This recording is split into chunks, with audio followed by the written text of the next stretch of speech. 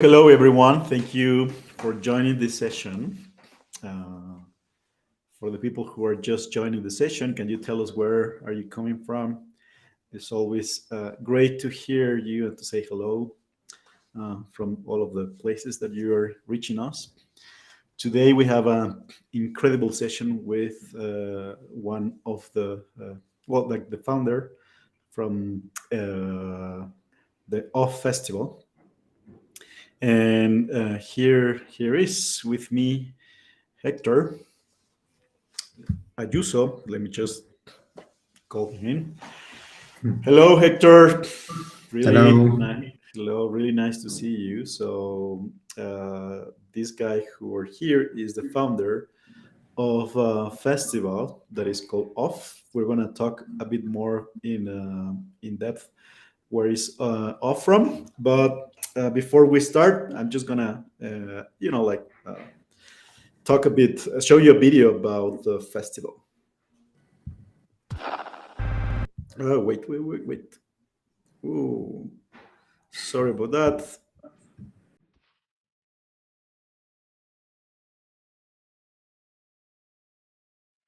Maybe it's when you have so many work to do, and for the day you are off. Of course, this is a fucking festival for you. Ordinary festival for freaks. Wow.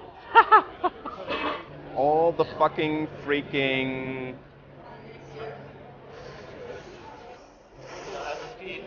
That's it.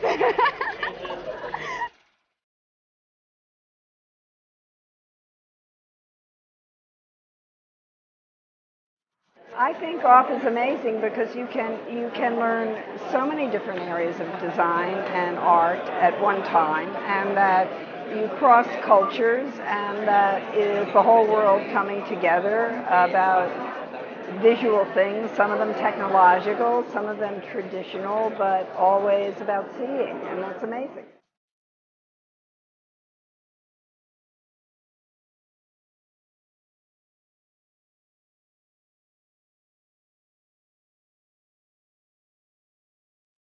I think also its strength is that OFF is not judgmental. Everybody is celebrated for their creative individuality, and I think that's something that should be maintained at all costs.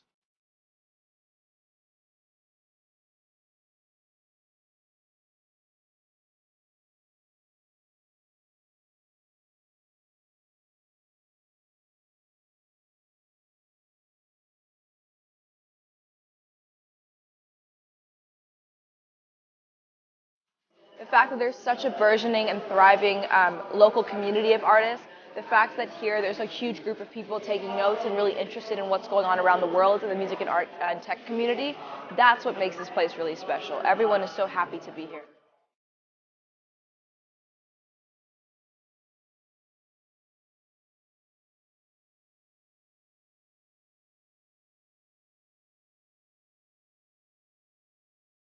For me, it's the people. Oh, it's like connecting with all the people from different countries and talking to them and see that your work is. I don't know. It's a kind of an exchange, you know, and this is what I really like from all.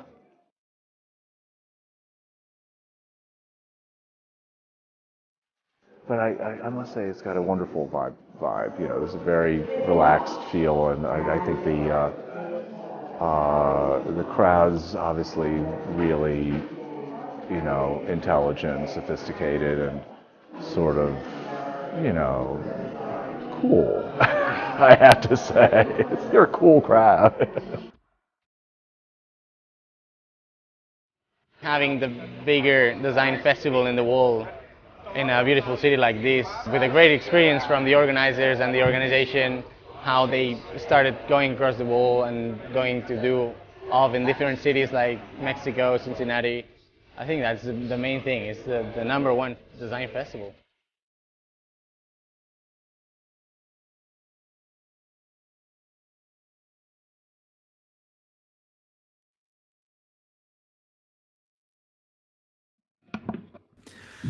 Whoa, that is off. So for people who doesn't know, there's someone here who's here from Helsinki who said he just now back from home with a lot of ideas. And hello from Miami, hello from Vancouver, from Brooklyn, and we have here today Hector, the founder of OFF. And before we start with Hector, I just wanted to tell you, very briefly my story with the festival. This is something that I always said in my talks.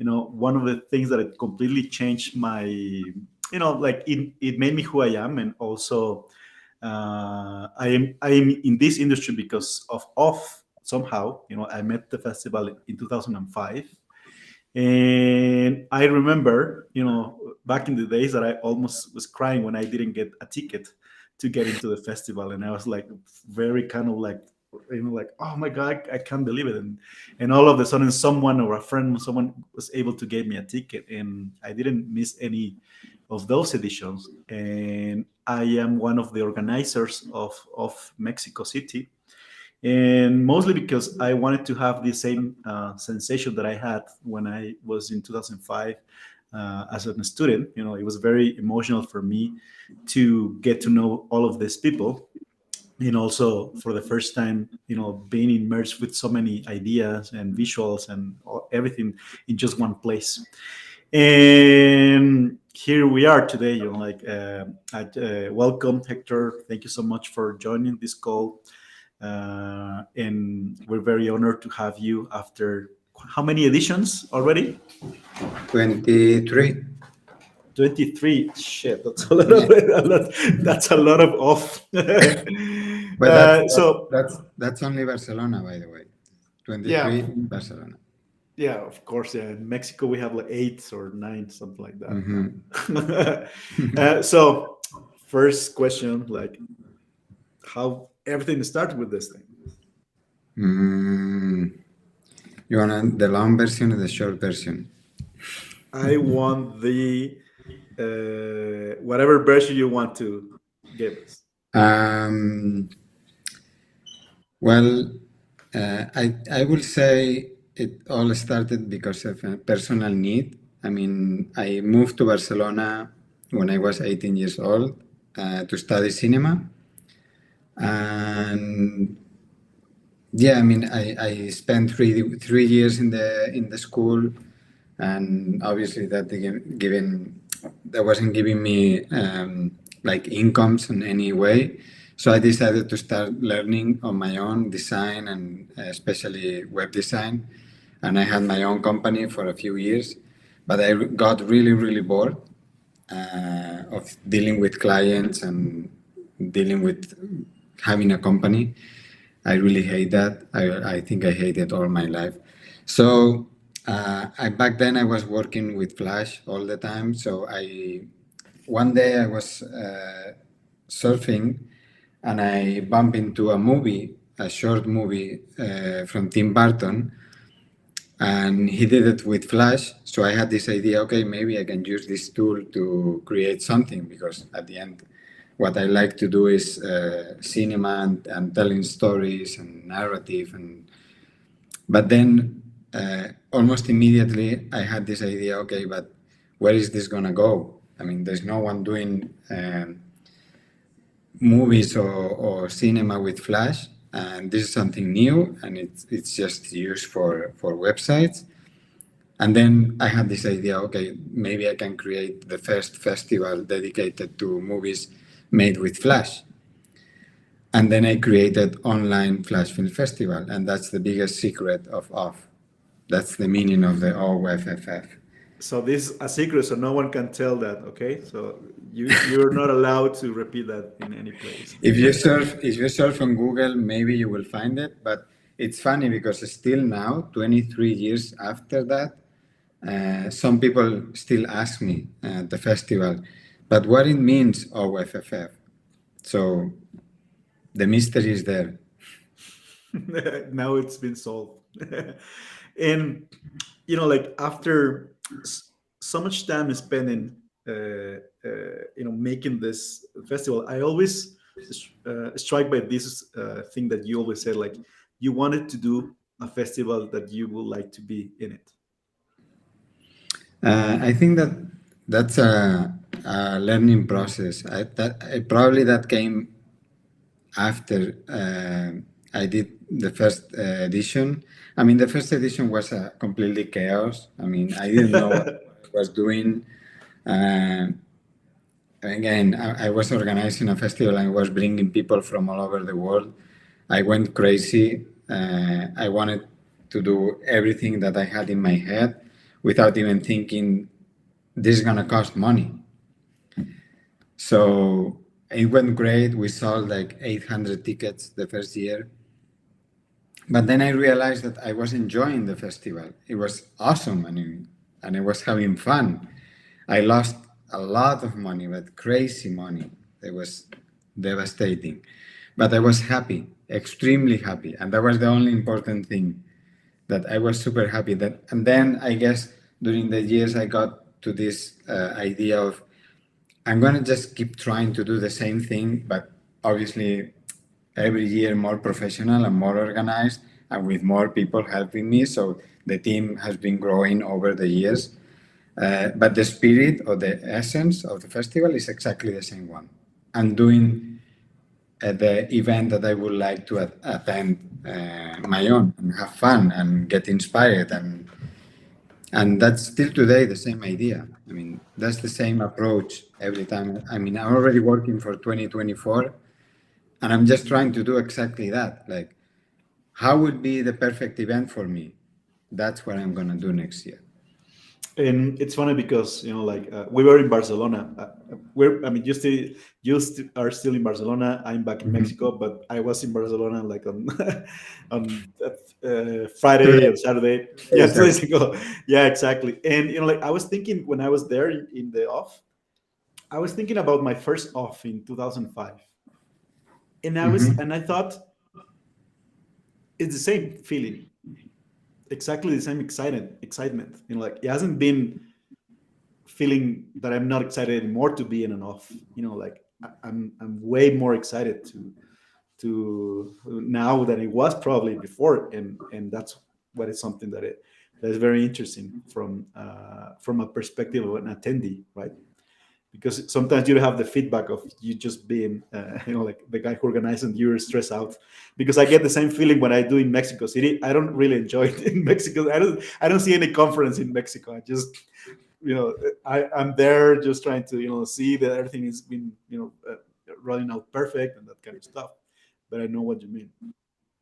I think that part it's also a process. When you are the organizer and you feel I'm capable to enjoy what you're doing, I think it's part of the process. I mean, I do really enjoy. Of course, I can't be on all the talks at all. I mean, that's literally impossible. Like you said, you have to be around. You have to say hi to hundreds of people during the day, and sometimes it's overwhelming, but it's the best feeling that you can have when you're doing something like this. But yeah, I really enjoy the festival. And I have a question for you. Yeah. How do you come up with the curatorial program? Like, because how many speakers do you have right now in each of? It's In Barcelona, we have almost 80. 80 speakers. That's an insane curation of a program. But the incredible thing about being in this festival is that everything that you attend, like in the overall numbers, it's really good what you're saying. Of course, sometimes there's some conference that probably will not work. That's something that happens. But in the overall, how do you come up with curating like 80 speakers and making all this content? Like, how do you even find artists, and how do you even find hidden talents that probably are there? Like honestly, I think my process, it doesn't matter if it's for a curating of or curating an exhibition or designing a book, because I have also the privilege of designing the book for OFF. For me, it's just about narrative and building a story And that's the way I approach the program, exactly the same way. Maybe it doesn't make sense, but I know it makes sense in my head. So what I do is like I have some kind of map in my mind where I have all the names right there, like floating, and then I start putting them all together. And when I see that it makes sense, then I know I have the program. And it's funny because now I supposed to be that technology is being enable you to do this a bit more easier because you can reach Instagram accounts and Vimeo accounts and all that kind of stuff that it's been there. But back in the days, in 2000 or 2001, like looking for all these talents was just by ear or by how do you do it? Just surfing. I mean, that's what You're a big surfer, man. yeah, like a crazy one. I dig hole, like I dig really deep, like, and I can tell. I keep going and going and going until I find something that you say, what the fuck is this?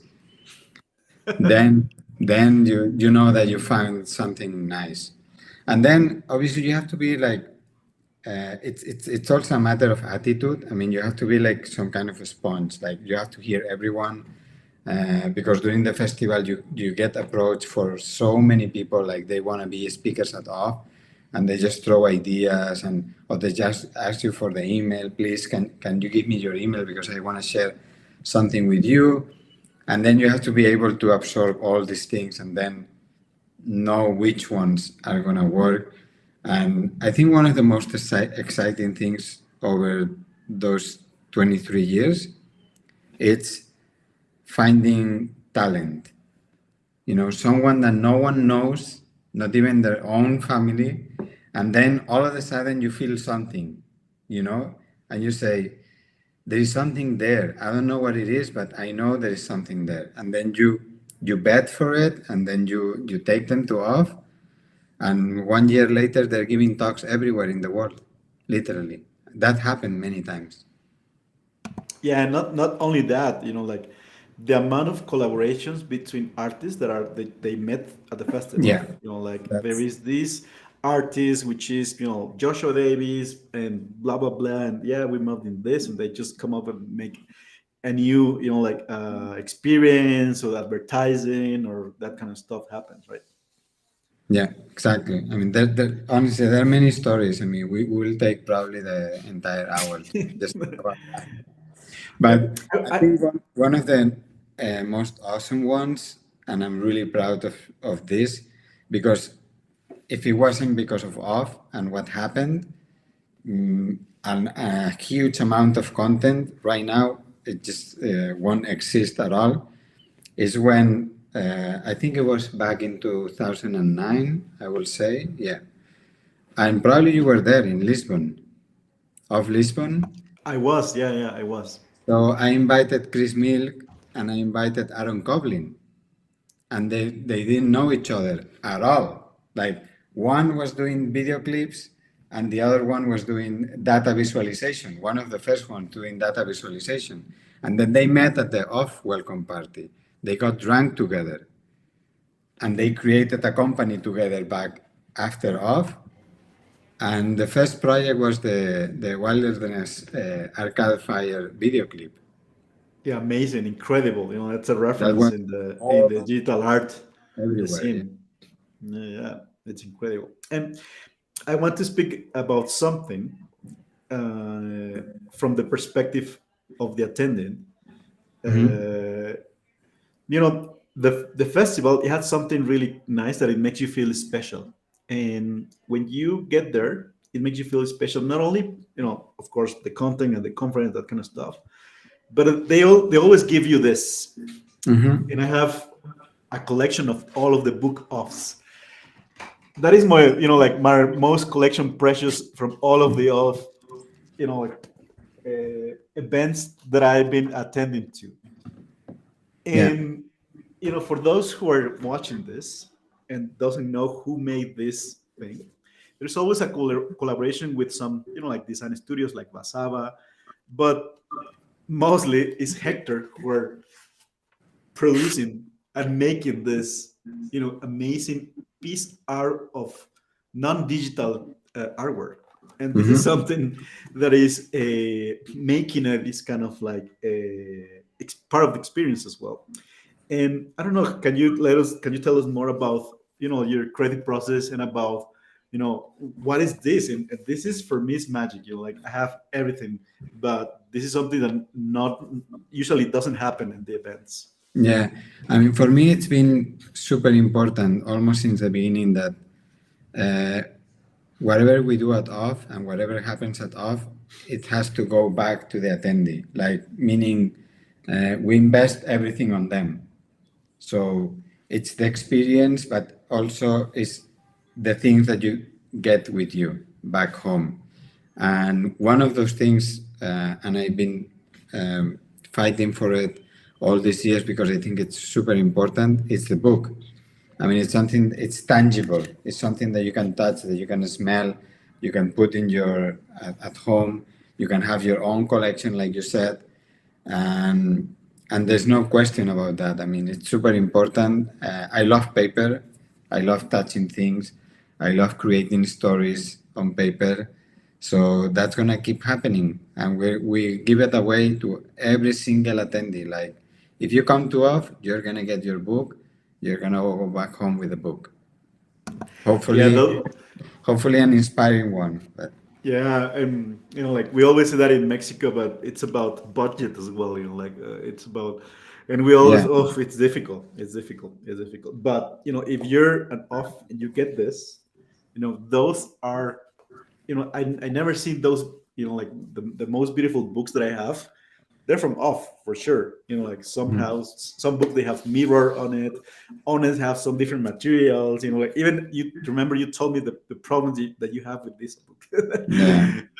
And because like you give your life not just for the content but also for the things that the attendee is going to receive. And like I remember you barely sleeping into this kind of stuff, and those are the things that people doesn't know and happens, and they just give it into their heads, and it's like, oh, that's a great book, oh, that's amazing. But the amount of like love and also care for the detail, it's incredible. And I think it's been great to have this experience, and thank you for that in the order. Yeah, of course. Okay, so let's talk about difficult moments of the festival. In all of this 20-something years that you've been with the OFF, have you ever thought about, I'm not going to do this again? Well, I mean, except by probably the moment that COVID hit, but probably, every promoter had that thing in their minds. Honestly, I think that was the only time that idea slightly crossed my mind. And I say slightly because obviously it was there, and with my partner Pep, without him this couldn't be happening at all. We've been together for 16 years now, I think, working together. But I knew, I mean, deep inside myself that OFF will be back somehow. I mean, we never gave up. It was difficult, but we never gave back, and we went back super strong last year. This year has been like overwhelming, super emotional, crazy, and maybe, I mean, there was one year, a tough one, 2010, that we went to Paris and we did OFF in Paris. That was a really tough one because we got scammed by our partners in Paris. So we end up with a huge debt, a big one, and it was difficult. But again, I had Pep next to me, and he literally saved OFF, and we both together came back again to Barcelona strong, and yeah, we're here. So, but I mean, I have to say that, yeah, there's been some tough moments during all those years, but I always say that the only reason that OFF will stop is that when no one is interested on it anymore, or we don't feel like it's not a challenge anymore, but it's still a challenge. It's still happening. It's still growing. It's still mutating every year. I mean, it's a living thing, you know. So Yeah, I can tell. Like I had the fortune this year to speak as a. I've been speaking enough as a part of a company, but this is my first time speaking as a person. Like in this industry, and it was like I never had this feeling of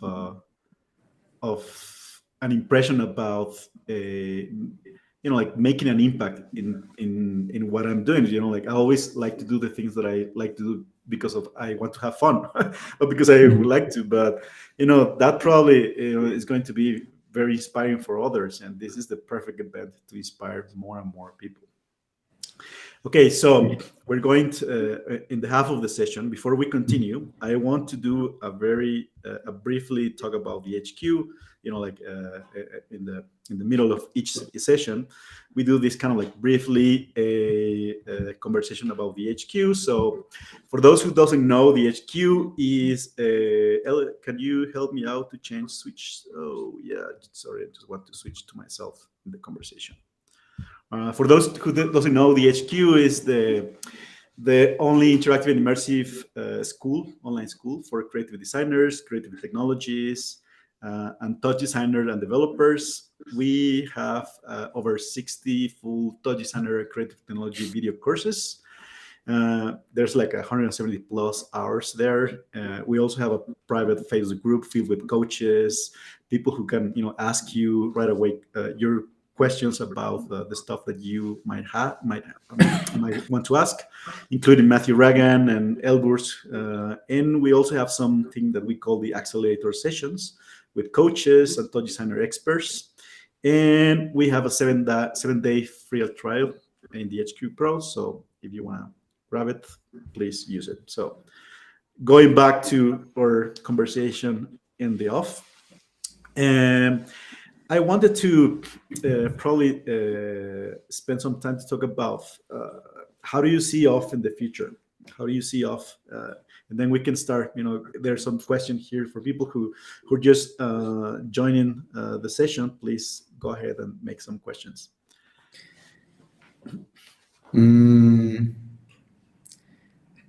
I don't know. I don't want anything to change. By the way, if you ask me, how do I see off in 30 years or 10 years? Like I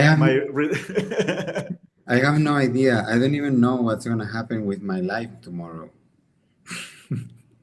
Okay. No, honestly, it's funny because that's a very common question, but I don't like to think that way. I like to honestly I like to go by day, because I mean so many shit is happening all the time that it's impossible to know what's gonna happen.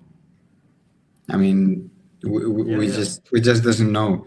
So I think day by day I decide what I want to do day by day, and for me the most important thing is that when I wake up in the morning I'm energetic, I'm inspired, I'm just want to do things, and that's all. And I know that off it's going to be there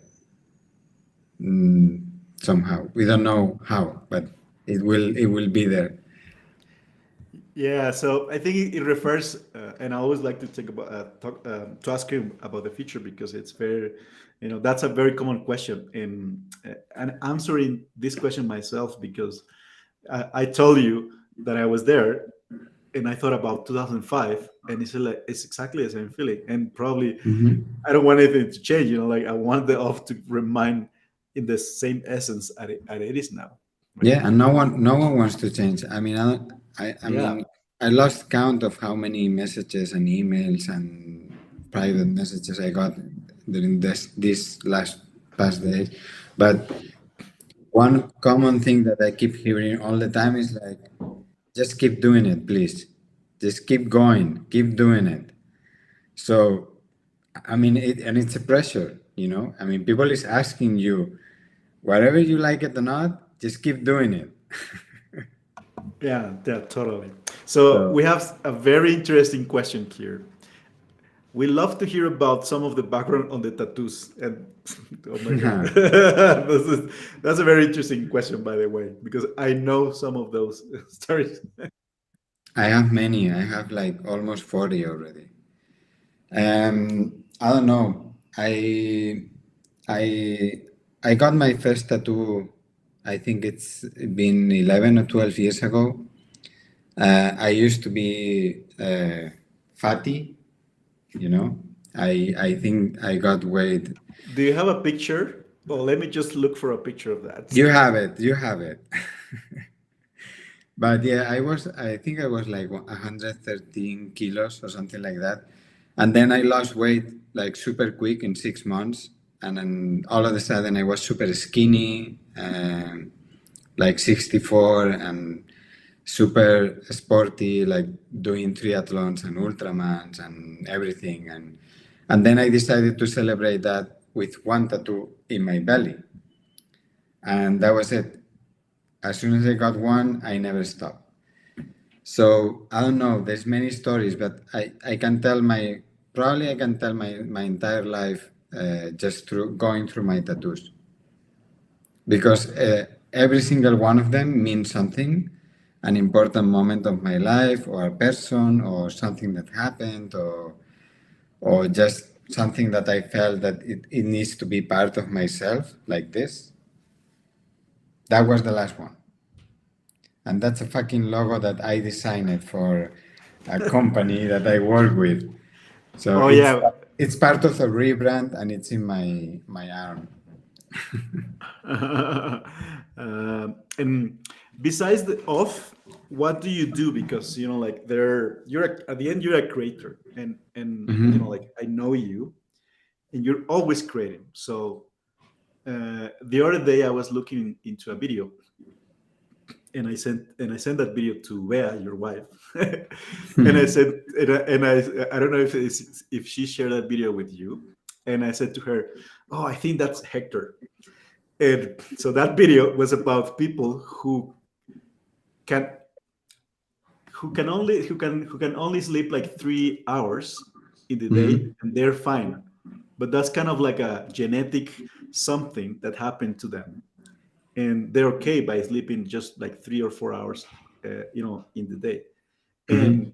you know, I know you, and you're one of these guys who can only sleep who only sleep like 3 hours. So basically, Hector is always like wake up. The moment no matter you're in Europe or in Mexico or in the US, he's always available. Right? He's always awake. He's always creating. He's always making shit. He's not just creating the festival. He's just making shit the whole time. And actually, like have family, two babies, and sometimes my babies don't sleep, and they're like, "Hey, Hector, I'm sure you're awake," and they just say we just send messages each other. So I would like you to share with the community, what do you do, besides off. Is it off your only project? Is it off your only stuff that you do? No, no, that's not it. I mean, um, it's one small part of everything I do. Like you said, I don't sleep more than 3 hours per day. Usually, it's about 2 or 3, but 3 is the maximum. If I sleep more than 3, I feel sick. So I'm thinking all the time, and I'm having ideas all the time. And I work for OFF. I curate exhibitions. I publish many books. I give talks wherever they want me, and wherever they invite me. Uh, right now, it's been a year that I've been working as a brand director for a company in LA called State. I do consultancy. I don't know. I mountain bike all over the world. I train every day. Uh, I read. I watch movies and series, TV series like a maniac. Because one passion that I never lost in all these years, and probably most of the people right now is thinking, but where is he finding all the time to do all this shit? I have the time. I have it. And I mean, I'm capable to just watch a movie 8 times in one day just because I need to analyze the movie and understand it properly.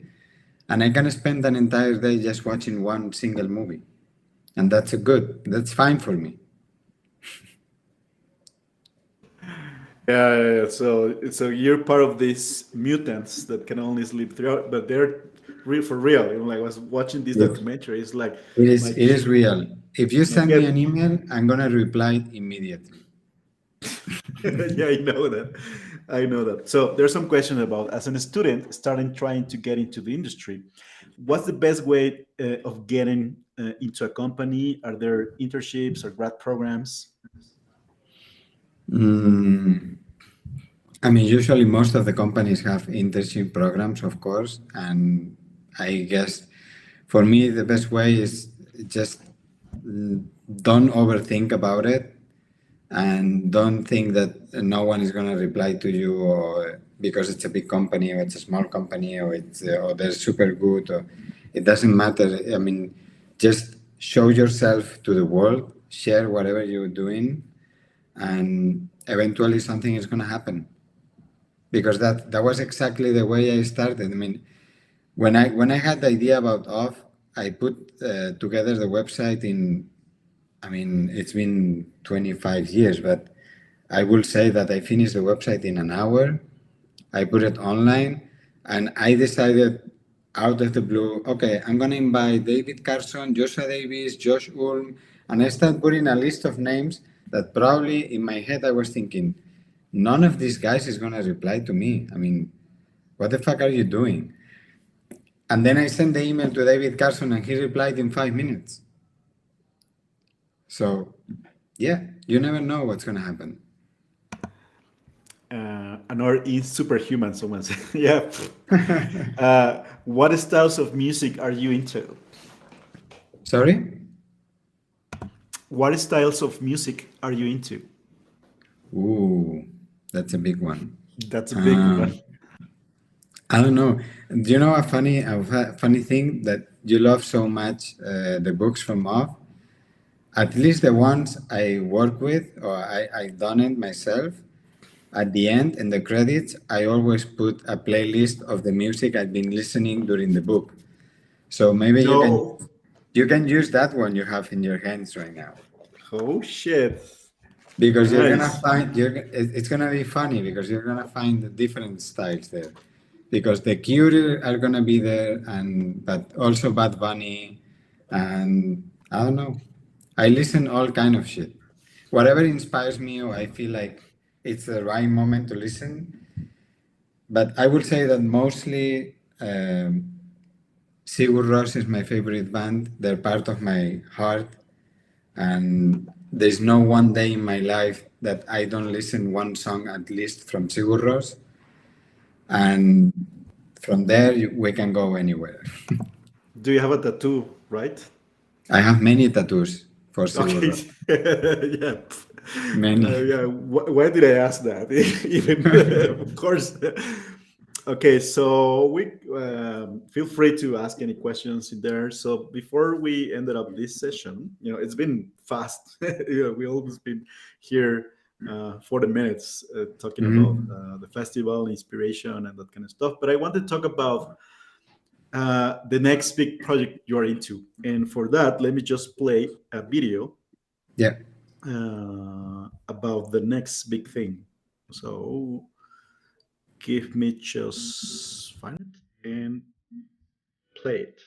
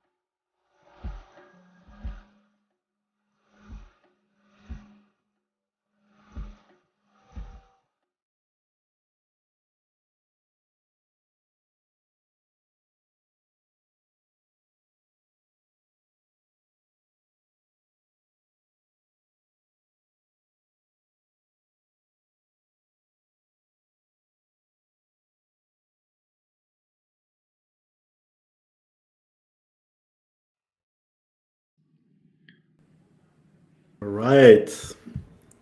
Nice. Seems to be really nice. So tell us a little bit more about digital impact. I have some I pictures that I can share. Yeah, I edit that video myself. Yeah. I wonder. Didn't even ask for that.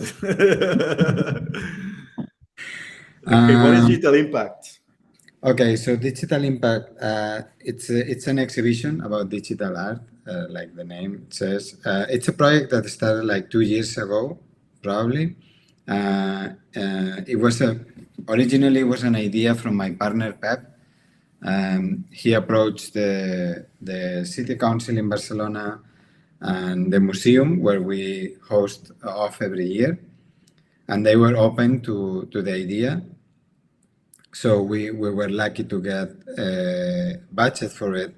So basically, what we try to do is, in one side, the biggest exhibition we had ever in Europe about digital art. That was the first purpose, and try to approach this type of art to the general public, meaning like anyone can go and anyone can enjoy the exhibition and at the same time understand what it is exactly. Like it's like now that everyone is talking about AI and what's going on with the AI and everything, but if you ask probably someone on the street, they will tell you, yeah, I heard about it, but I don't know what it is exactly, and I don't understand it, and I don't want to understand it.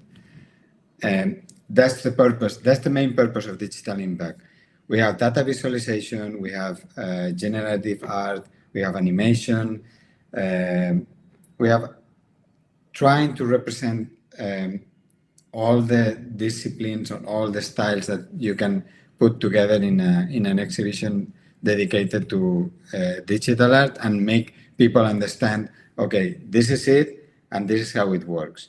But at the same time, you can have an awesome experience and enjoy like an hour of having fun in an exhibition. And you're there. And Thank you.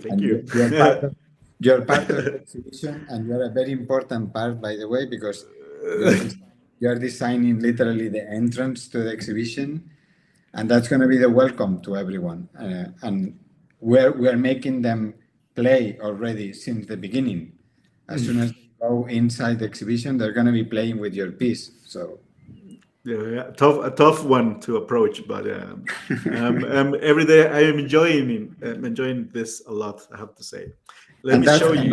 And that's another interesting part, which is we didn't just get pieces that already exist and got the artist and then put it in the museum.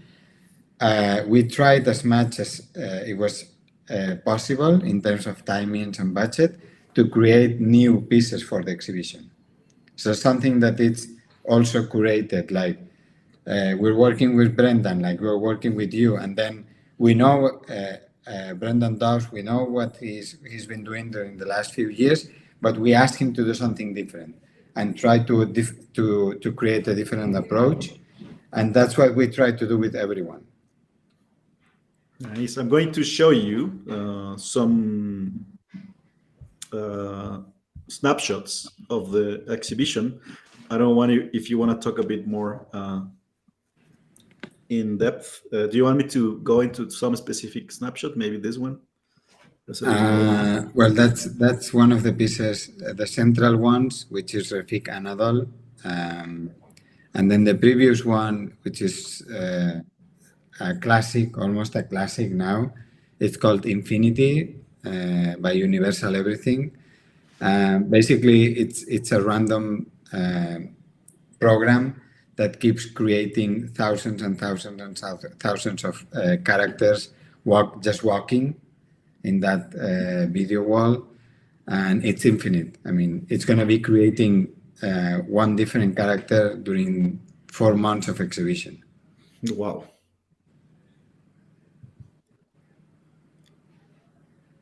I mean, the idea of the setup is creating some kind of digital city where you can walk around and just, there's no specific path or way of going through the exhibition. It's just, inviting you to walk around, like when you go to a city for the first time, and you don't know exactly where to go, but you're just exploring. This is the same idea. We have these bubbles where we're gonna have the installations inside. So we're just inviting people just walk around and have fun and having a different experience in a Yeah, museum. well, if you happen to be in Barcelona during April and August, Yeah, we great to step by, you know, even to follow their social media from the yeah, digital impact art. That, yeah, I'm pretty sure that you're going to be some new stuff from the artists, the things that are happening, and also what people are, you know, there's some questions here before we go. Do you feel creators should have their own website, or is it enough to have Instagram, YouTube, etc., to be found by festival like yours? mm, I would say everything. I mean, mainly, probably my mainly tool right now it's Twitter, but I use everything. I mean, I use Twitter, Instagram, and I surf the web. So um, I will say that you have to have. I mean, you have to be present everywhere.